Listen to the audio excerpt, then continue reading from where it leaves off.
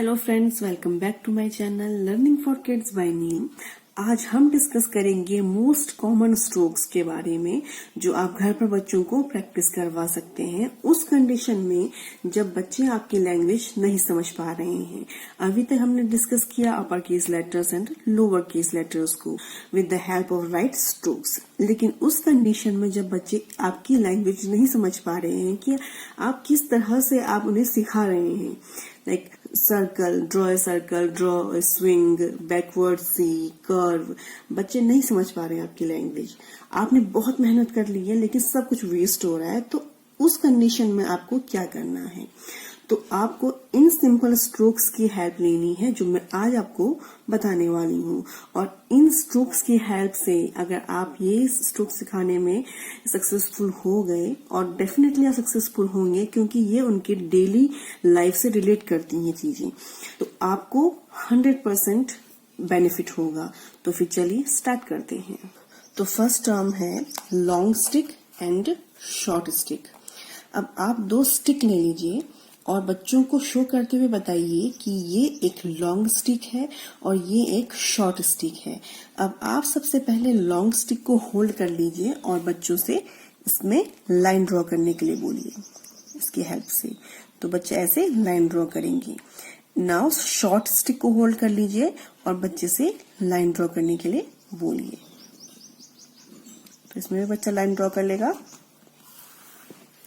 तो अब आपको बताना है कि ये एक खड़ी हुई लाइन है, ये स्टैंडिंग पोजीशन में ये जो लाइन है ये स्टैंडिंग पोजीशन में है। जैसे हम खड़े होते हैं, जैसे आप खड़े होते हैं, ठीक वैसे ही ये एक लॉन्ग स्टैंडिंग स्टिक है और ये एक शॉर्ट स्टैंडिंग स्टिक है। और जब हम इस स्टिक को बेंड कर देते हैं तो ये एक स्लैंट लाइन बन जाती है, एक स्लैंटिंग स्टिक बन जाती है, झुकी हुई स्टिक बन जाती है।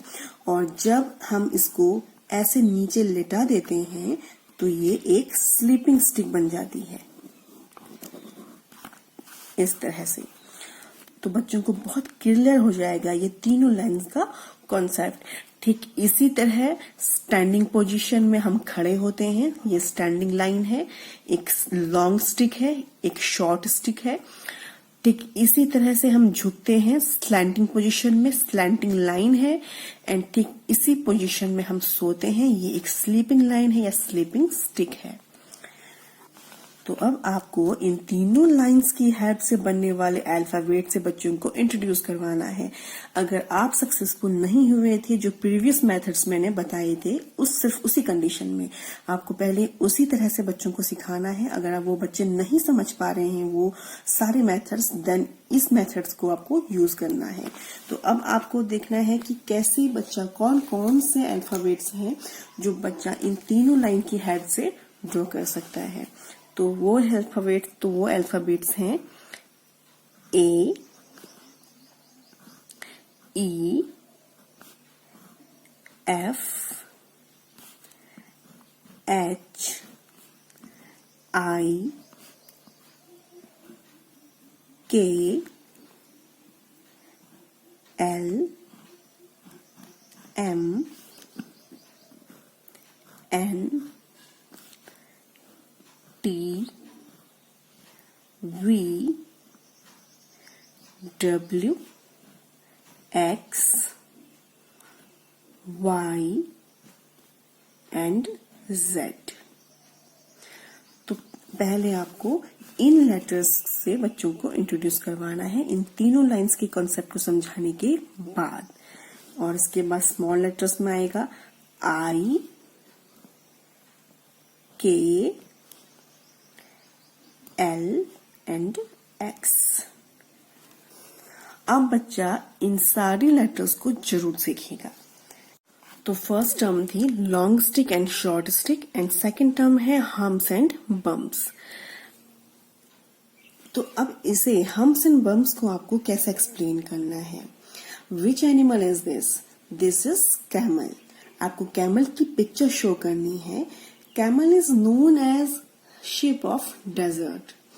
अब कैमल को बच्चा ध्यान से देखेगा तो बच्चे को उसका कुबर दिखाई देगा जिसे हम्स बोला जाता है। तो आपको अब बताना है कि इस हम्प्स में ही जो कैमल है, जो हम्प्स है वो एक कैमल की स्पेशलिटी है। इसमें वो अपने फैट्स को स्टोर करते हैं जिससे वो ज्यादा दिन तक भूखे प्यासे रह सकते हैं, क्योंकि उनसे उनको एनर्जी मिलती रहती है। तो इस तरह से जब आप बच्चों को ये एक्सप्लेन करेंगे तो उन्हें हम्प्स समझ में आएगा कि इस तरह से जो ड्रॉ किया जाता है वो हम्प्स हैं, यानी कि कैमल का कुबड़ है। तो बच्चे इसे समझेंगे। और जब हम इस हम्प्स को, यानी कि जब हम कुबड़ को उल्टा करेंगे, बैकवर्ड करेंगे, तो वो बम्प्स बन जाएगा। तो अब आपको इन दोनों से बनने वाले अल्फाबेट्स, हम्प्स एंड बम्प्स, इन दोनों से बनने वाले अल्फाबेट से बच्चों को इंट्रोड्यूस करवाना है, जो है capital U, small H, M for monkey, N for nest, U for umbrella and W for watch. जो स्मॉल डब्ल्यू होता है ना, वो इस तरह से भी बनता है और इस तरह से भी बनता है, मीन्स वी का जॉइंट एंड डबल वी का जॉइंट एंड डबल यू का joint. Another term is half moon and full moon. आप बच्चों को half moon and full moon दिखाइए, और जब आप दिखा रहे हैं तो ये भी एक्सप्लेन करें कि फुल मून एक सर्कल के शेप में होता है, गोल, और हाफ मून एक हाफ सर्कल होता है, आधा सर्कल। तो जब आप बच्चों को ये एक्सप्लेन करेंगे उसके बाद आप बच्चों को इसे ड्रॉ करने के लिए कहिए। तो बच्चे से ड्रॉ करेंगे इस तरह से, full moon and half moon, half circle, half circle, इस तरह से। अब आपको फुल मून और हाफ मून से बनने वाले अल्फाबेट्स बच्चों को ड्रॉ करने सिखाने हैं, जो क्या है, ए, बी, सी, डी, जी, ओ, पी, क्यू। इस तरह से आपको ये अल्फाबेट्स बच्चों को ड्रॉ करने सिखाने हैं। Now fourth term is tails. अब बच्चों को हमें एक्सप्लेन करना है कि जैसे हम जे बनाते हैं तो नीचे से ऊपर को टर्न होता है या ऊपर से नीचे को टर्न होके आ रहा है, एक छोटी सी शेप में वो पूंछ होती है या टेल होती है। जैसे जे में होती है, ये आर में होती है, जी में होती है, ये जी की टेल है, टी में होती है, एफ की टेल ये है, यू की टेल ये है। इस तरह से बच्चों को ये अल्फाबेट बनाना अगर आप सिखाएंगे तो बच्चे डेफिनेटली सीखेंगे और उनकी ये लर्निंग लॉन्ग लास्टिंग होगी। कि फन बेस्ड और प्ले बेस्ड लर्निंग के थ्रू, प्ले बेस्ड एक्टिविटीज के थ्रू आप बच्चों को एक इफेक्टिव लर्निंग दे सकते हैं, उन्हें राइटिंग में बहुत हेल्प कर सकते हैं। हमारे बच्चे जब 2.5 से 3 साल के हो जाते हैं तब हम ये एक्टिविटीज कर सकते हैं, और कुछ पेरेंट्स तो इतना ज्यादा एक्साइटेड हो जाते हैं जब बच्चे 2.5 से 3 साल के होते हैं, वो दर्जन भर वर्कशीट्स, फ्लैश कार्ड्स सब खरीद कर रख लेते हैं। I have worked as a teacher, so I know that alphabet learning should be hands-on. It's not about flashcards or workbooks. It's about providing playful literacy activities that excite young children to learn more and more. और orals के लिए आप ABCD songs बच्चों को जितना ज्यादा सुनाएंगे, जितना ज्यादा गाएंगे उनके साथ, उन्हें भी गाने के लिए बोलिए, उन्हें सिखाइए ABCD सॉन्ग, तो उनकी रिकॉग्निशन में रहेगा, उनके ABCD को लेकर उनके जो ओरल्स हैं वो बहुत इम्प्रूव हो जाएंगे। अगर आप ये चाहते हैं कि मैं ABCD सॉन्ग पर कोई एक वीडियो बनाऊं तो आप मुझे नीचे कमेंट कर सकते हैं। तो ढेर सारे फ्लैश कार्ड्स या फिर दर्जनों भर वर्कबुक्स पर इन्वेस्ट करने से कोई फायदा नहीं है। आप घर पे ही, घर की चीजों से ही, अपने किचन से ही, अपने प्लेग्राउंड से ही, अपने बेडरूम से ही, या फिर आपके एनवायरनमेंट में जो कुछ भी है, आप उन्हीं से बच्चों को बहुत कुछ सिखा सकते हैं। एक रफ नोटबुक की हेल्प से ही आप बच्चों को बहुत कुछ सिखा सकते हैं।